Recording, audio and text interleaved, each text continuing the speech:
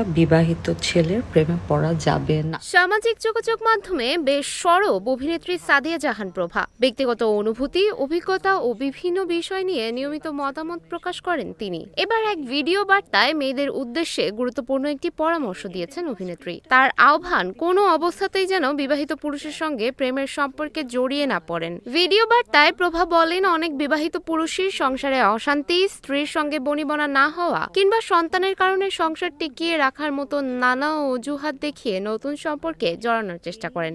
কষ্টে করবা যে আমি তবে এসব কথায় বিশ্বাস না করার পরামর্শ দিয়ে তিনি বলেন, এমন সম্পর্কে জড়ালে একসময় নিজের কাছেই অনুশোচনা হতে পারে। অভিনেত্রী জানান, সম্প্রতি তিনি নিজেও এমন একটি অভিজ্ঞতার মুখোমুখি হয়েছেন। তার ভাষ্য, এক ব্যক্তি তাকে একই ধরনের যুক্তি দিয়ে সম্পর্কের প্রস্তাব দিয়েছিলেন।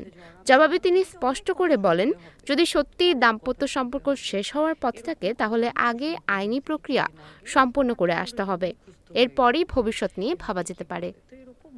সুমাইয়া হক তন্নি, নিউজ ফ্ল্যাশ 71।